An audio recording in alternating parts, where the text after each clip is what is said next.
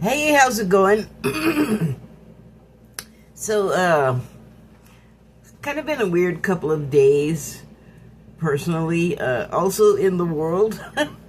Also, if you're, like, in the United States or being affected by the United States, there's a lot. So it's been a weird couple of days. And we just had a new moon, and I guess all of the phases of the moon have some kind of effect on all of us, but I am certainly noticing it more like now that I'm paying attention to that kind of thing. Just to set the tone. Oh, also, please look at my signs. What I'm doing is meant to entertain you. You know, don't take it all that seriously.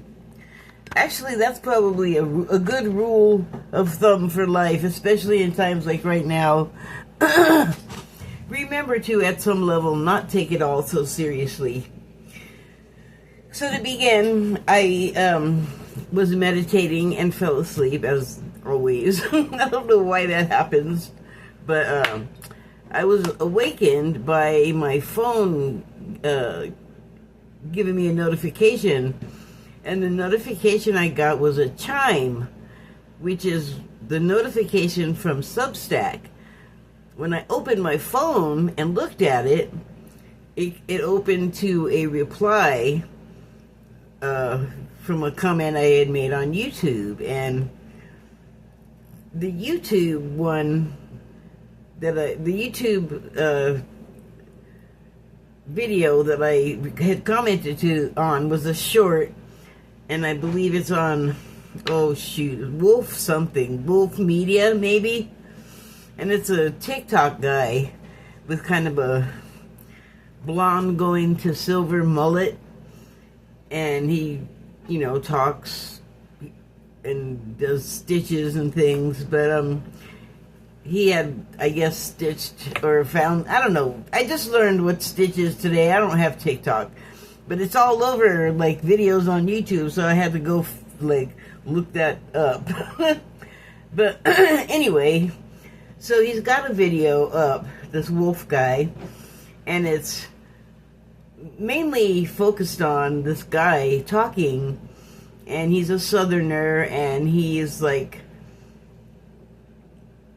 upset about a number of things, and part of the subject was the way people in like government positions or wealthy people that are highly influential are using Christianity and, you know, wrong, using it wrongly, like distorting the messages and turning it inside out, like the morality of whatever they're quoting. Just like they're doing with the Constitution and laws in this country, so that they don't have to be subject to them. But they want you to be, like everyone else, they want you to suffer the consequences, which, charming. But one subject that came up was that he was annoyed that, especially, that the U.S. has been giving Israel help over the decades since World War II, in the aftermath of it, the U.S. gave Israel a lot of help in the form of money, so financial help. And he said that they are getting things like free health care for all of their citizens, and something else, but that was the one that I was like, well, they need to be doing that here. And so I commented and I said, well, the question is, why can't they do that here? And then, you know, I got a couple of answers that agreed. And then one person that actually was the reply that the phone opened to said, as Trump said, I love the uneducated. So I came back with, when was the last time you looked at Israel's gross national product? And now I can't remember what else I said, but it was like, in my opinion, we've helped. They're helped. They're good now. It's like long the aftermath is over. Do you have any idea what Israel can earn, like in a year, over the past 10, for instance, from their tech sector, or their, like arms and weapons sectors? So and they have other trade partners aside from the U.S., of course. Like, we're not the only ones in the world they deal with, but who they are, or Netanyahu at the head of Israel is a nation that drags us in to do their dirty work. And it's like, it's kind of messed up on so many levels. But when we were having the war with Iraq, a lot of us thought it was other things, and they probably were, like having to do with H.W. Bush, George H.W. Bush, the former president. And actually, it's like that probably, and a whole bunch of other stuff, like that Benjamin Netanyahu, who's like over there right next to them, basically. If you look at the map, the Middle East kind of is very stuck together. Like, there's a lot of small countries that are in close proximity to each other, and they're fighting with each other and with Israel, and then there's Russia mixing in and adding, in the Baltic states or whatever that are Muslim or not. So there's like a lot of stuff swirling around in sort of a pretty concentrated area. And so Netanyahu told us this is where the "we will be welcomed as liberators" stuff came from, and how positive it was all going to be after we went and like murdered a bunch of people and took over the country. They'd welcome us. That came from him. Also, the for sure not, what is the word? Well, I'm trying to think of like the military or whatever word for the information, but oh, come on, it was right there. Well, anyway, it came from Netanyahu that for sure there were WMDs over there. And so we went and invaded, and we know how it turned out. Like, not really any of the things that we were saying to, like our leaders were saying to us before we got involved, and what Netanyahu came to the U.S. with. And I thought, my goodness, did we not have anyone in the region to go check anything out? Like, we just took this man's word? And then this time with Iran, where do you think we're getting our... God, I lost it again. Dang it. Intel, jeez. Where do you think we're getting our intel from? Him again, Netanyahu. And it's like, we were not supposed to be in any kind of war or taking part in any of the conflict other than providing a bunch of weapons and munitions. So, the thing about that is, like, in this current thing with Iran, because they warned Qatar that they were going to bomb there, they warned us that in the places where we have nearby bases in countries that over there, that, the bombing was going to happen. So it kind of made something clear that I hadn't really understood before. There's a lot of behind the scenes, underhanded handshakes going on, and agreements, and let's do this way, and sometimes people are included and sometimes they're not, and sometimes there are people that are opportunistic that come along and offer aid and are allies for the moment or whatever, or always allies. But there's a lot of stuff going on that we are not told. Like, it might even go beyond, and I've heard things like this before, that especially companies like McDonnell Douglas. I don't know if they just do space stuff, but the defense industries in this country, I have heard, for the sake of continuing profit, will plan things, little wars or bigger wars, if that can happen, because all of those industries, whose names, of course, escape me right now. And then there's like the non-military defense contractors, like there's Blackwater, which is what it was called in Iraq to begin with, and then it's gone through several name changes, so I don't even know what it's called anymore, but I think it has to do with Eric Prince, who is, oh boy, you can look under that rock and see what he's about on your own. But it's just all of these like intertwined threads that, you know, sort of like are eyes only, or like, you don't need to know. You don't need to know what we're doing, even though they expect the people they're not telling about some of the finer details that would be of interest to the same people that they want to send overseas to like be the bodies fighting the battles, when it's just like not even a real conflict, argument, war, or anything like that. It's nothing more than a behind the scenes deal, you know, for production of arms to be bought for these other countries. And here's what I don't understand though. What is the benefit? I understand that there's a financial benefit, but what is the benefit of, even if people don't know the behind the scenes stuff, if enough people die at the expense of the conflict, then that turns into a problem. Like clockwork, like you can just expect it. Be fatigue, and you want your people home, or too much grief and damage, and on and on and on.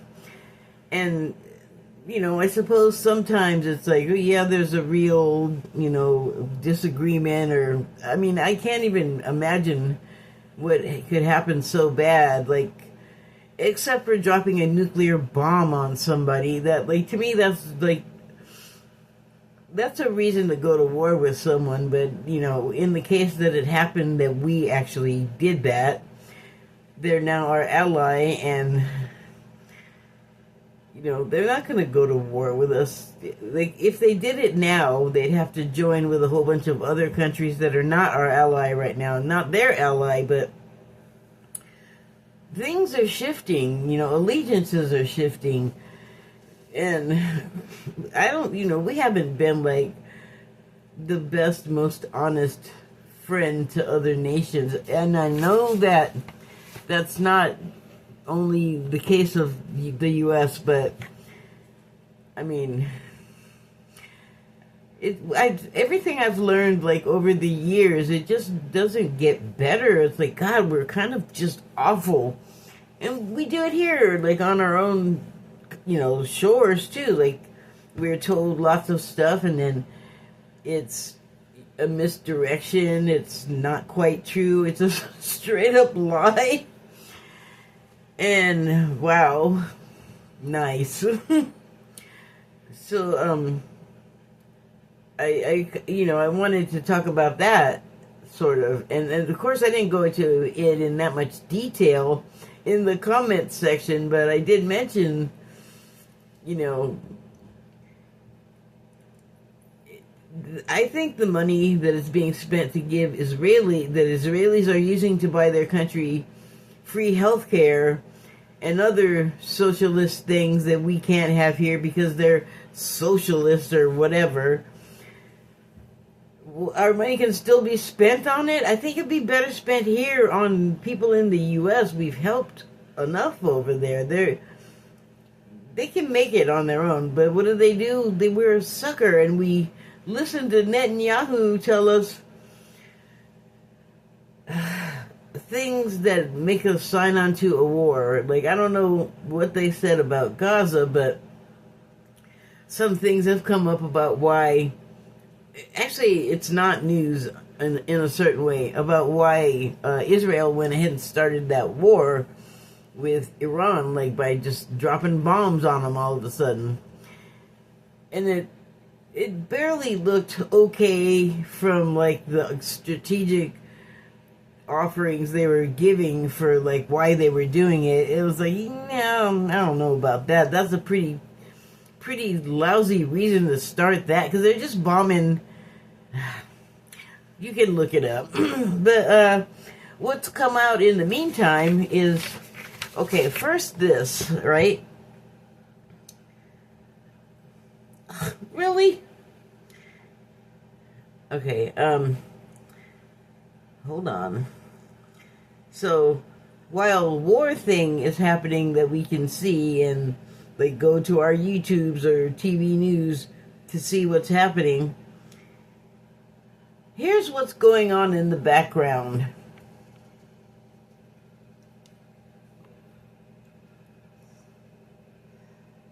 You see that? You ever heard MAGA talking about false flags and the Democrats doing false flag stuff? No. So, that was predicted like 2 days ago. She was just saying that like over the weekend or something, and there it is, that they were going to try a false flag. Or actually, she didn't know who for sure it was going to be. She just knew it was like involving like our country and possibly the Middle East stuff. And then yesterday, another tarot reader, Linda G's a psychic, but she also reads cards. So Libby at Meister Tarot predicted behind-the-scenes plans for Iran regime change behind the war with Israel and U.S. U.S. planning it for 50 years, announced today on news by a general, like one of the National Intelligence Agency general leader guys. I'm not sure. He had a chest full of metal, so he was something. And he said, yeah, with the U.S. has been, and other countries have been planning, like, taking over Iran for, like, 50 years. I'm 60, so I've been hearing things over the years that if they haven't just come out and said it, after, like, 20, I picked up on, man, they really want to screw with Iran for some reason. So, 2 days ago, Linda G predicts false flag on Iran by Israel and U.S. Why? Today on Hasanabi Archives, that's why I watched it today, he highlights Joy Reid on CNN explaining why and who was and is responsible for Iran's being a rogue state. The why being what's in the ground under Iran. Petroleum. What else would make Iran the center of USA, Britain, British petroleum, and Israeli attention and manipulation? So there's all this behind the scenes planning. They want to do a regime change because they want to get them out of the way. Well, the U.S. has meddled in the regime change business over there. That's why Barack Obama was returning money of theirs to them, because we took it and it wasn't ours. Like, we ended up with their money. There's more detail to that, but I didn't look it up because that's not really my point right now. The point is that, like Joy Reid says on this CNN, and this was a recent appearance, so you can, like, she just recently did her hair short and bleached blonde, so she's at one of those panel tables. What she related to some people on the panel who should know this and were skeptical. Iran used to be progressive, just like Afghanistan. Like in the 1970s, you could see mini skirts, bell bottoms. You weren't seeing a bunch of hijabs anywhere. which are the head veils and face covering things that you'll see if you didn't know what a hijab is. And so, you know, they had rock and roll, and they were like open and not, you know, religiously constricted the way they are now. But they were run by a Shah. That was the title of the sort of prime minister, president sort of situation. And the U.S. wanted him out of the way because they wanted to control Iran, you know. That didn't work out the way they planned, though. And so they installed an Ayatollah, or, ooh, maybe I'm getting this wrong. Okay, so there was a change from Shah to Ayatollah, because it could have been that Iran itself had some sort of eruption that caused them to go like way screeching to the right and like hardcore conservative with the, you know, women they're only allowed to go out with a male escort, even if it's a little boy. Like, they can't just go walking around a grown woman to go get the shopping. So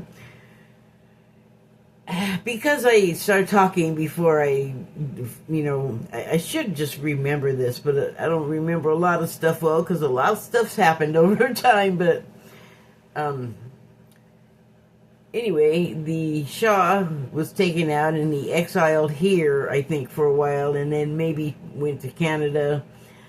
But then the Ayatollah came in, and then everything changed and became restrictive and conservative, and kind of scary from the outside, like from my perspective. So I was like, why did we, you know, they don't look happy now. Like, I remember thinking that as a kid, like, well, they don't look so happy anymore.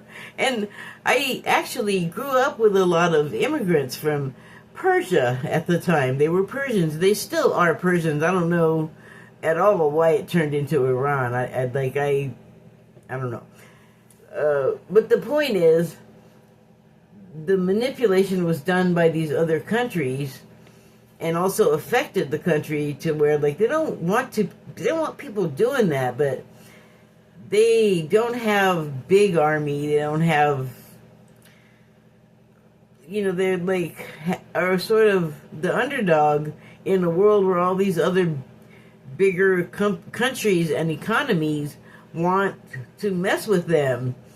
And I swear, it's like, those people they don't want you to come in and take the oil that's underneath it. They don't want to be messed with all the time with their nuclear stuff. And they could be that rogue nation that everyone has declared them to be, but that's been the cause of a lot of people messing with them. Like, however they are right now, it has many root causes, and it's not just they decided to be this some kind of way that the whole world is like, no, you can't. So there's something wrong with that. If you look at the power dynamic, it's all screwed up. I mean, I think Iran would be happy to just be left alone and be a little more prosperous and able to participate in stuff in the world, but apparently, like, the petroleum is still a thing. And then there's history, and that always makes things so much better and clearer. In the case of, like, grudges that lead you to war every several years, or constant, you know,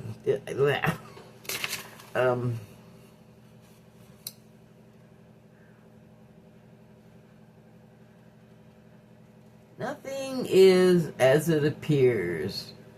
Iran warns. Okay, yeah, so I already talked about this, but nothing is as it appears. Iran warns Qatar and U.S. barracks of incoming symbolic retaliation. I just, you know, I mean, none of that's actually surprising. It just makes me kind of sad and disappointed in us, all of us humans, because at the same time all of this is going on, a lot of it is caused by very wealthy people that, you know, what they say, they decide because they have money and they, I guess, are better than everybody else. They should decide how everything should be. But that's kind of crazy because that's you and millions of billions of other people that you don't have the right. Then they don't want you horning in on their life. And come on, you guys need to, like, I don't know, like, you need to be slapped down a little bit. Like, you're just not all that. I don't want to follow you. Like, the ones here are like the rest of us. They're not very bright.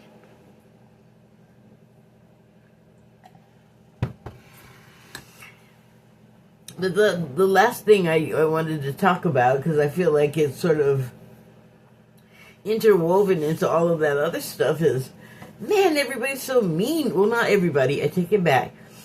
Thank goodness not everyone is as mean as a lot of people are. Unfortunately, there's a lot of people in charge that are mean. There is a pernicious young person. There's a pernicious young person in the government that has a lot of influence and a lot of, I guess, backup, like a lot of support in the White House, and that's Mr. Miller. He has lots of awful things to say about lots of people.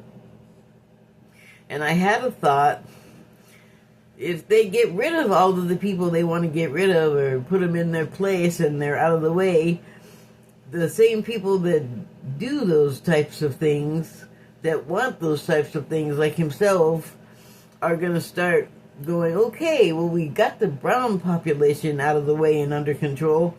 Who's next? Who else can we come after?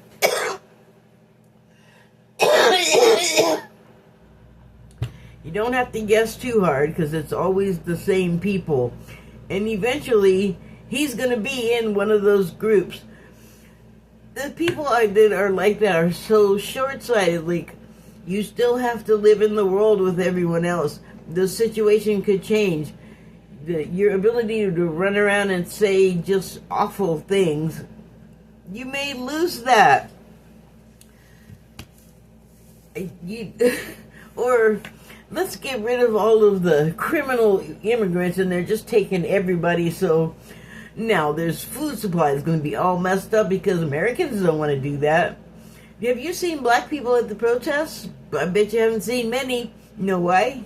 They're like, I'm not taking part in this. Why? Every time we do something, we get ignored. So we're just going to be over here doing our own thing. And now they're... Everybody that's black, I think, all had the same thought when this get rid of all the brown people thing started happening, and they were snatching them out of the fields, harvesting the food. I think every one of us had some cellular memory going, they're going to try to make us the slaves again, and nope. And I was right, because I didn't talk about it to anybody, but I just started seeing it on the various channels where you can talk and make a video. Short-sighted, because I saw a television news report, I think it was local news, of somewhere in the Midwest. I think it was Nebraska, but don't quote me on that. But I know it was in the Midwest. And the farmer said he lost, like, his whole crew for his whole farm, and he only had his family. And he needed way more people, so he tried to hire people. I don't know if he tried to hire them at the same wages he was hiring the immigrants, but he had a bunch of white people in there. He said it. He was like, well, what he said is this job, Americans are just not in shape for it. He's like, couldn't even go to lunch. And I was like, oh my God, that's not a surprise. Who's surprised? We don't work ourselves that hard, you know, but in shape or not, it's punishing work to be out in the sun. You got to be constantly hunched over, and then you also have to move quick. You got to move your ass. you only have so much daylight to be out there picking this stuff that can rot. Like, you gotta get it off the plant and into it's gotta get processed for shipment and sale. So you gotta move your ass. And the people were quitting, like, they didn't last days or forget weeks. He's like, Americans can't do it. They don't want to do it. I think he was trying to stay away from calling them lazy, but it's not even the same world to call them lazy. They're just not fit for it. They're not physically fit for it. So, short-sighted to get rid of all of the people that do that, and not trying to find criminals. You don't need to go. You can go to the police and they'll say, hey, we got all these guys that are illegal immigrants that have committed crimes. Here's a whole list of them. Like, they don't have to do what they're doing. So it's baloney. And, like, arresting them, when they're arresting them in court, have you seen that on the news? They're like, taking care of their court-appointed visits for their immigration status to keep it legal. And so not everything is what it appears, but that's always been the case. It's just so interesting. In a lot of ways, I'm watching shows where they're pretty straight up and normal, and they are kind of not even realizing that they're, like, sort of predicting things, or like, the veil is thin enough that I'm just watching things come to people, like, in the moment, that they're just picking up on. And it's interesting. I'm sure it will continue to be interesting. So I pulled some cards. I don't know what they have to do with what I was talking about, but let's see. Because they don't really seem to. So the first one is, they're from the Miracles of Cosmic Oracle deck. Messages. Miracles. Messages of Cosmic Oracle. You know what that reminds me of? If you ever saw that original TOS Star Trek, the original series episode where there's this big floating, like, bugle, like, that snack, that cornucopia-shaped corn snack, and it just, like, kind of was floating in space, and they could, like, it was, like, very powerful. But anyway, kind of looks, or the mouth of a worm from Dune. There's, like, a little tiny guy walking in there.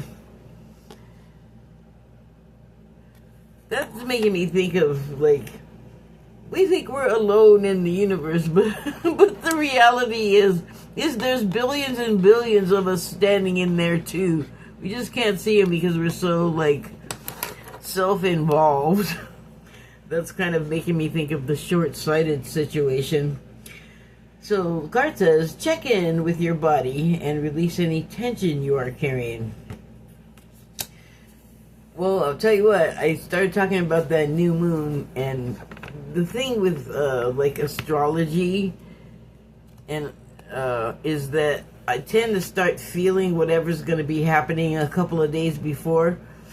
So, like, 2-3 days ago, I was just wanting to jump out of my skin, and just very, like, sort of anxious, and constantly having to, like, do breathing and calm down, and also interspersed with, like, God, I'm real sad for some reason, and oh my God, I feel really, like, why? Like, on the verge of tears, in so fast. It was amazing, and nothing was happening to cause it for me. So that thin veil thing where, like, I don't know, it just didn't feel like mine, just came washing over me. Well, that's been happening for a while, but it's going to continue to happen. And I think if it's happening to you and you're not really aware of that type of thing, or you don't give it any credence, you might just be feeling crazy, like the astrology, like the new moon or the full moon is affecting you, and you don't believe in that kind of stuff, so you're not even thinking about it, but it is, regardless of whether you believe it or not. And it makes you feel tension, or you might already be feeling tension, so it adds to it. I don't really have anything to be so tense about a lot of times. Like, I can blow things out of proportion, I'll admit it, but I have to come back down to earth, because reality is reality, and that's, you have to deal with it on that level. So, you could have added tension, and so it's just a good idea to be aware of. Well, for one thing, things not looking the way they seem, that can make you could, like, be sensing, like, they're telling me something, but it doesn't seem right. It doesn't seem like the truth. The facts do not agree with what they're saying. And so, what are you supposed to do with that? Like, you have to find some kind of way to, just on a personal level, how do you, like, reconcile that you have to continue acting normal in the face of something that is clearly not normal? And there's, I'm sure, remedies for many situations. Not saying it's easy, not saying it can be done necessarily all on your own. Like, I think the times are kind of newish feeling, and we don't really know what to expect anymore, and so we have to also respond in kind, like find new ways to deal with the things that we're feeling and seeing and sensing. So the next card is this here. That looks like our little blue marble in the center there. Not enough land mass, but maybe all the icebergs melted. Or maybe it's just another planet, but it would be a water planet. And water is like past memories and things, like baggage that you don't have the capacity to stop thinking about. And that's how they become baggage. Like, you just can't let it go. But sometimes you gotta say goodbye to your past and leave the baggage behind for good. And it's just, traveling light is a lot easier on you mentally and physically, and it gives you space to, do you ever travel and not like come back with so much more stuff that you maybe have to have like a whole other bag to carry it in? You know what I'm saying? So if you travel light, you have less to carry back. Or, maybe you don't have to carry back at all. Maybe you just go to the place, have the dealings, and then return to normal.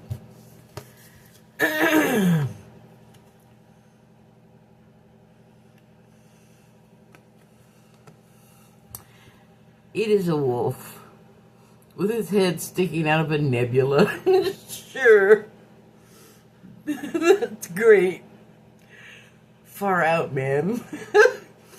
It says, what does it say?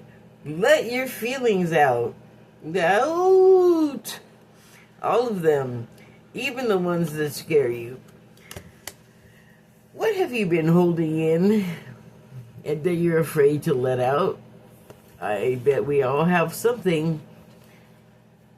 It doesn't necessarily take you to be at the cliff's edge state of jeopardy to express something that scares you because you're afraid it's going to end your world. It's good to keep in mind something that you very likely are well aware of, and that is that sometimes the way we think things are going to happen, we can blow way out of proportion. But, maybe just do it because it's probably not going to be as bad as you think. So, you know, it's like, what if you want to say, express your love for someone, and you're afraid to because you're afraid they're going to reject you? How would you feel the rest of your life if you had the opportunity and you didn't take it, and you later find out that you could have had what you wanted, but you didn't ever get that or find out until it was too late because you didn't just let your feelings out, even though it was scary? Because, you know, what could they do? They could say no. And if that's going to crush you and devastate you so badly that you're not even going to reach out to anyone, you have some work to do, I think, because it's all about the reaching out and the letting out the feelings, and whatever happens as a result makes life interesting, that's for sure. So the next card is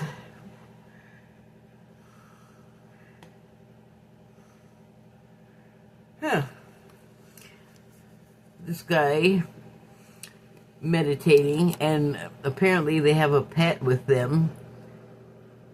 Looks like a dog, one of those dogs with a curly tail. I think it's the Akita, just like a Japanese breed, and they have a curly tail, and they're sort of husky-ish looking. It looks like it's doing a downward dog stretch, actually. See how it's kind of slanted, and there's the curly tail and the little head with ears. Could be just a rock formation too, but I'm seeing a dog. And why not? I meditate with my cat all the time, or I try to. He kind of wants attention while I'm meditating. Something about my meditating attracts him. And then he's like, hey, pay attention to me right now. I'm like, no, get away. Not now. But I like it when he's there, if he'll sit still.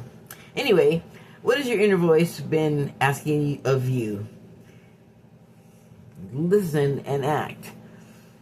So this person is going deep. I mean, they're meditating so deep they have gone to another astral plane to think about what their inner voice has been saying. Certainly few distractions there. So the last thing it says is listen and act. That, you know, I think we all do that, although we might not go to such extremes to have peace and quiet to concentrate. Maybe it's called for sometimes, though, you know.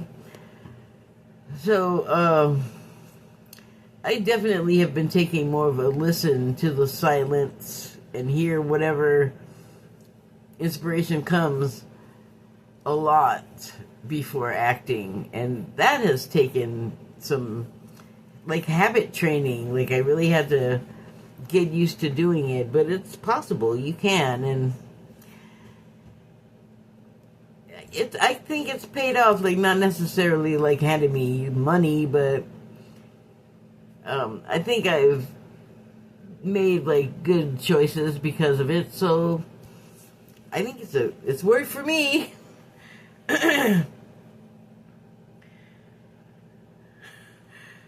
Okay, so this guy looks like he's walking through a flower garden. I mean, even the colors sort of do like a floral thing. But he's in a spacesuit, so it also, I guess it doesn't make sense that he'd be walking in some kind of, you know, star plasma cloud. Maybe they're highly allergic. Anyway, the card reads, give yourself some credit for doing a good job at the whole living thing. Ah, yes, give yourself some flowers. Pat yourself on the back. You know, you should meet this guy. He needs a spacesuit.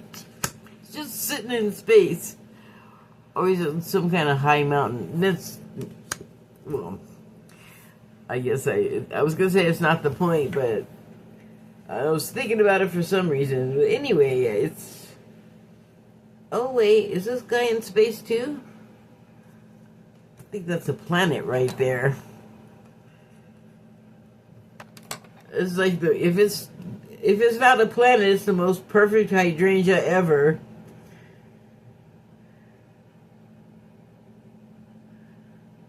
Well, maybe they're doing some kind of like moonwalk. That's like the only planet we can ever talk about walking on. How about a Saturn walk or a Jupiter walk? You feel like you're in like a garden.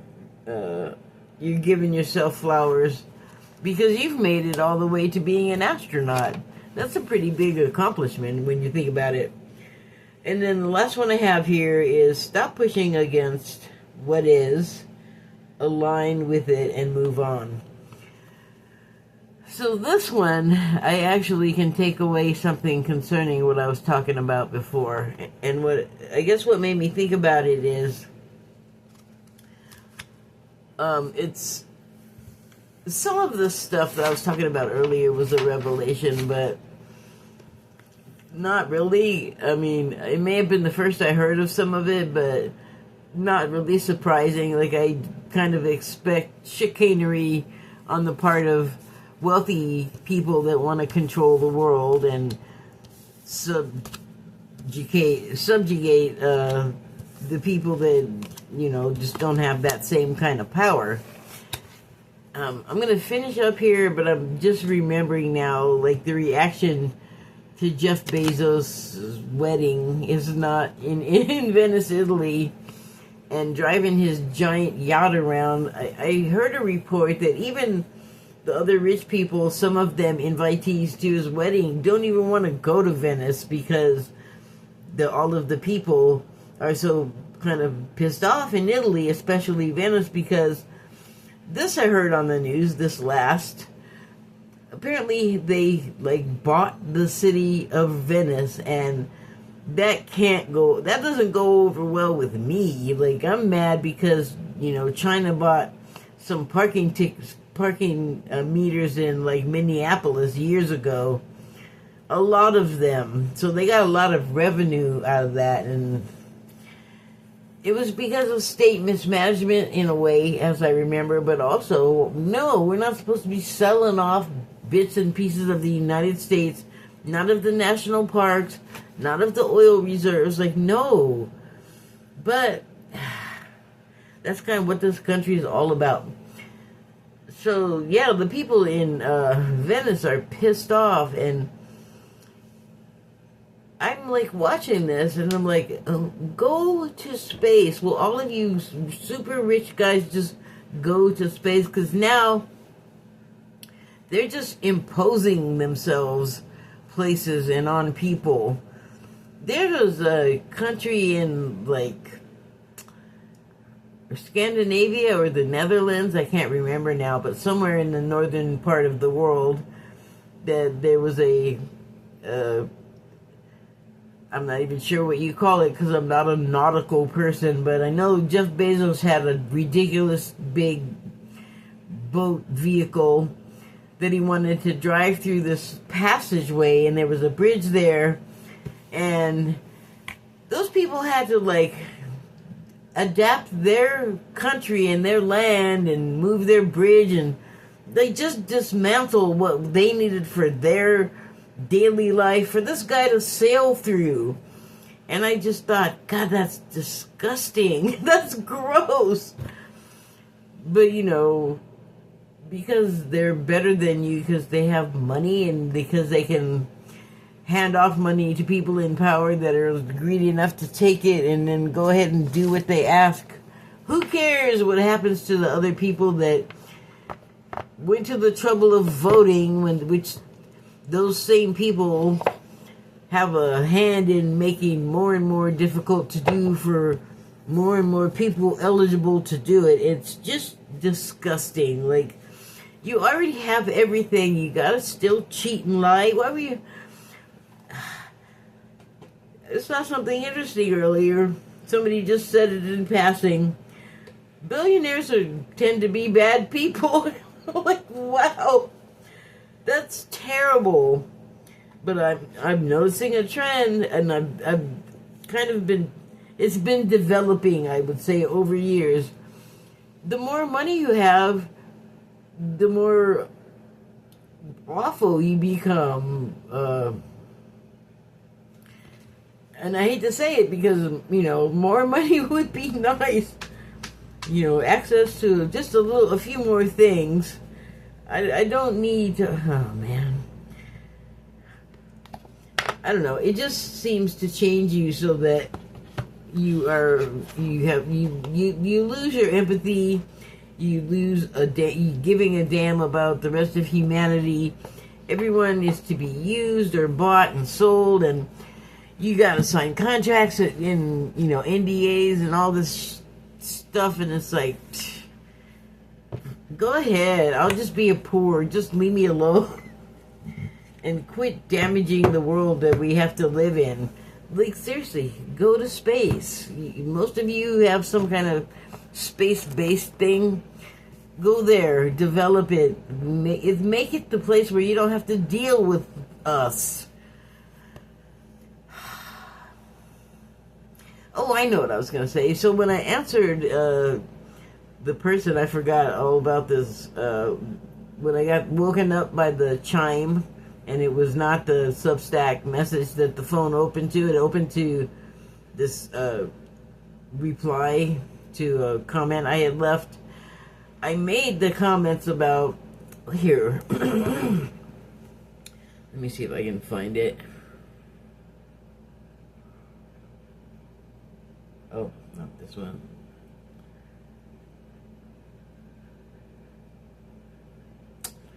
Ah, it's on that phone.